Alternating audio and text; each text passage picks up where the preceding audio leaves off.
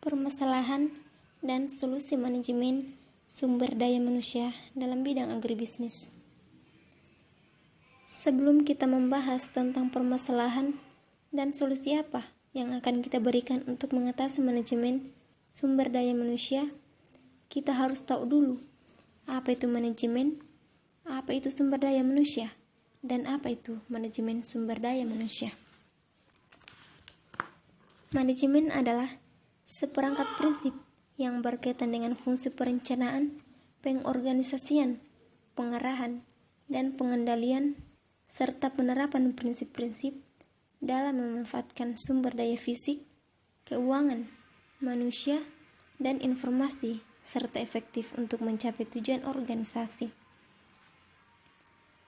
Sumber daya manusia adalah salah satu faktor yang sangat penting, bahkan tidak dapat dilepaskan dari sebuah organisasi, baik institusi maupun perusahaan.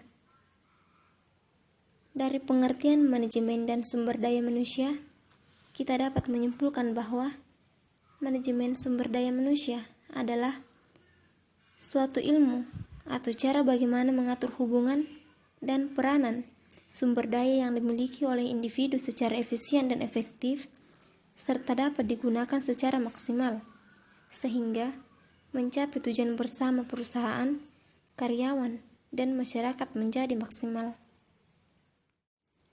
Sebelum kita masuk pembahasan permasalahan dan solusi apa yang diberikan oleh budidaya tanaman cabai merah, perkenalkan terlebih dahulu.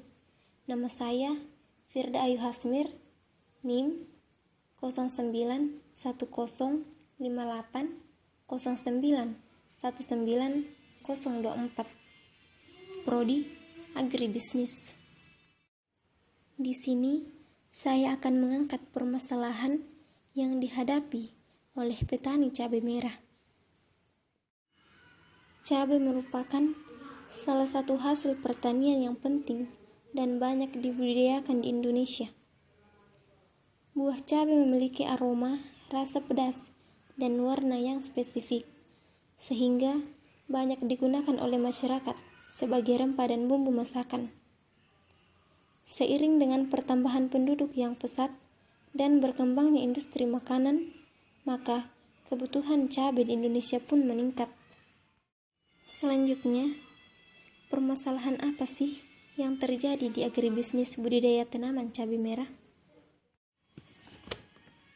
Permasalahan yang dihadapi para petani cabai merah yaitu yang pertama,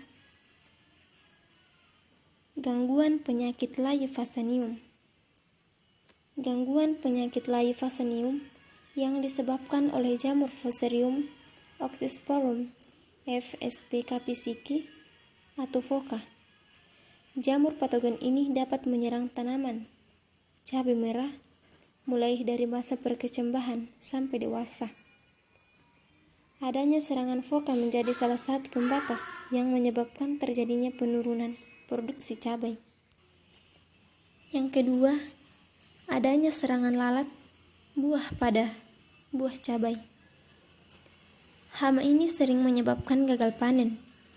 Buah cabai yang terserang sering tampak sehat dan utuh dari luar, tetapi bila dilihat di dalamnya, membusuk dan mengandung larva lalat. Penyebab utamanya adalah lalat buah Bacterocerca carambolae. Karena gejala awalnya yang tampak jelas, sementara ini sebenarnya masih terbatas di Indonesia. Lalat buah menjadi hama karantina yang ditakuti sebagai dapat menjadi penghambat ekspor buah-buahan maupun pada produksi cabai. Yang ketiga, kondisi cuaca musim penghujan. Kondisi cuaca musim penghujan yang memang tidak ramah terhadap komunitas cabai. Kegagalan petani tradisional kebanyakan disebabkan oleh rendahnya kualitas benih.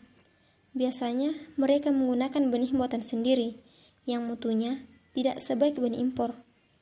Untuk itu, perlu diadakan kegiatan pemberdayaan untuk petani kecil guna untuk meningkatkan minat petani dan kemampuan petani dalam usaha agribisnis tanaman hortikultura cabai yang berakibat akan meningkatnya kesejahteraan petani. Selanjutnya, solusi apa sih yang akan kita berikan untuk mengatasi permasalahan yang terjadi di agribisnis budidaya tanaman cabai merah? Nah, solusi yang dapat diberikan untuk mengatasi permasalahan yang terjadi di agribisnis budidaya tanaman cabai merah, yang pertama, menggunakan varietas yang tahan. Penggunaan varietas unggul yang tahan terhadap foka dengan daya hasil tinggi merupakan salah satu alternatif pengendalian penyakit yang penting dan tidak menimbulkan dampak negatif seperti pestisida. Pengembangan kultivar Capsium annum tahan foka terhadap dapat dilakukan dengan mengkulturkan eksplan berupa jaringan atau organ pada medium yang mengandung asam salsilat konsentrasi selektif. Asam salsilat ini merupakan signal penting dalam ketahanan tanaman, yang digunakan sebagai senyawa pengimbas ketahanan tanaman terhadap penyakit layu fusarium. Yang kedua, mengurangi kelembapan di sekitar tanaman cabai. Mengurangi kelembapan di sekitar tanaman cabai yaitu dengan memberikan ruang bagi air dan udara untuk mengalir seperti dengan menyaingi gulma, karena gulma dalam jumlah besar akan menyebabkan aliran terhambat dan kelembapan meningkat. Dan yang terakhir adalah menjaga jarak antar tanaman. Menjaga jarak antar tanaman, apakah perlu? Ya, perlu. Mengapa? Karena jarak tanaman yang dapat membuat kondisi lingkungan semakin lembab. Selain itu, kita juga harus memperbaiki galengan atau lahan pembatas agar aliran air menjadi lancar untuk drainasinya. Dan juga melakukan perempelan atau pemotongan tunas samping agar dapat memperbaiki iklim mikro terhadap tanaman menjadi lebih kering, sekaligus memberi manfaat merangsang tumbuhan cabai.